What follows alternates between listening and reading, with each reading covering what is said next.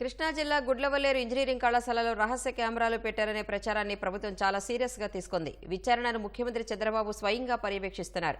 అక్కడ జరుగుతున్న పరిణామాలను ఎప్పటికప్పుడు తెలుసుకుంటున్నారు. కలెక్టర్, ఎస్పీలతో ఫోన్లో మాట్లాడి విచారణ సాగుతున్న తీరుపై ఆరా తీస్తున్నారు.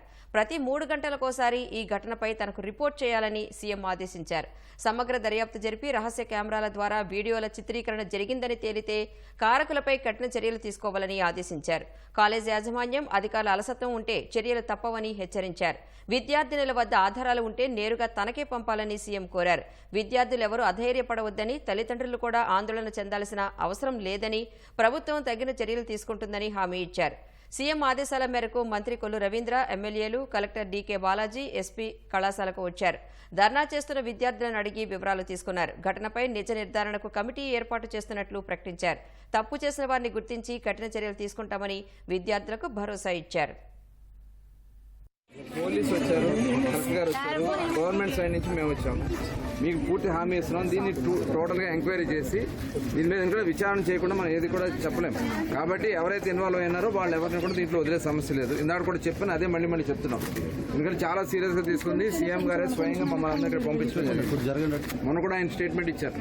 ఆడపిల్ల వైపు కన్నెత్తి చూడాలని భయపడే విధంగా చేస్తామనేది సీఎం గారు చెప్పారు. దానికి కట్టుబడి ఉంది గవర్నమెంట్. ఎట్టి పరిస్థితుల్లో దీని మీద అతి త్వరగా ఎంత వీలైతే అంత త్వరగా విచారణ చేసి క్లోజ్ చేస్తాం. దీన్ని ఎట్టి పరిస్థితుల్లో వాళ్ళ మీద యాక్షన్ తీసుకోవడం జరుగుతుంది. ఎవరన్నా దీంట్లో ఇన్వాల్వ్ అంటే వాళ్ళ మీద యాక్షన్ తీసుకుంటాం. చెప్పమని చెప్పింది, ఇమీడియట్ గా సస్పెండ్ చేస్తున్నారు. వార్డెన్ గారిని కూడా సస్పెండ్ వార్డెన్ గారు ఒకటే కాదు, దీంట్లో ఇంకెవరున్నా కూడా వాళ్ళని కూడా సస్పెండ్ చేయాలి. మీరు ఎవరు కూడా డౌట్ పడక్కర్లా. మాది బాధ్యత ఏమా అర్థం చేసుకోండి.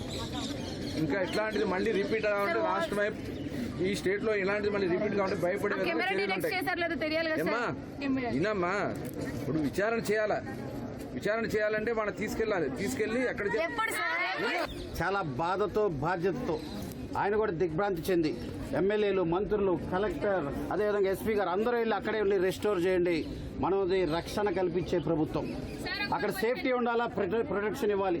ఎవరైతే బాధ్యులు ఉన్నారో, నేను కూడా బాధితుండే, నేను కూడా ఒక పేరెంట్నే, నేను కూడా ఎవరైతే దీంట్లో ఎవరైతే బాధ్యులు ఉన్నారో వాళ్ళు శిక్షించాలి. ఎవరైతే నిర్లక్ష్యంగా మేనేజ్మెంట్ ఉన్నారో వారిపై కూడా చర్యలు తీసుకుంటారని మంత్రి గారు చెప్పారు. అంతేకాదు మీరు అంటున్న వాటినా పీఈటీఆ లేకపోతే ఏదైతే ఫ్లోర్ తాలూకు ఇంకెవరైనా అధికారి లేకపోతే ఎవరైనా మేనేజ్మెంట్ ఉన్నా తప్పుగా మాట్లాడి ఇవన్నీ కూడా సమగ్రంగా వారి దర్యాప్తు చేయాలంటే మీరు రిస్టోర్ కావాలి.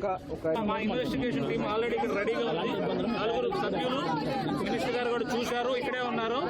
నేను చెప్పినటువంటి ఎన్ఎల్జీడీ ఎక్విప్మెంట్ కూడా ఇక్కడే ఉంది. మీ సమక్షంలోనే ఎవరైతే ఒక టీం రండి, వాళ్ళ సమక్షంలో అన్ని చెక్ చేసిన తర్వాత మీరు లోపలికి వెళ్ళండి. మేము ఈ ఇన్వెస్టిగేషన్ అత్యంత త్వరితగతిని కంప్లీట్ చేసి దీనిలో ఎవరైతే నేరం చేశారో వాళ్ళకి తప్పనిసరిగా శిక్ష పడేలాగా చేస్తాము. మా ఇన్వెస్టిగేషన్ అంతా కూడా ట్రాన్స్పరెంట్ గా ఉంటుంది, సైంటిఫిక్ గా ఉంటుంది.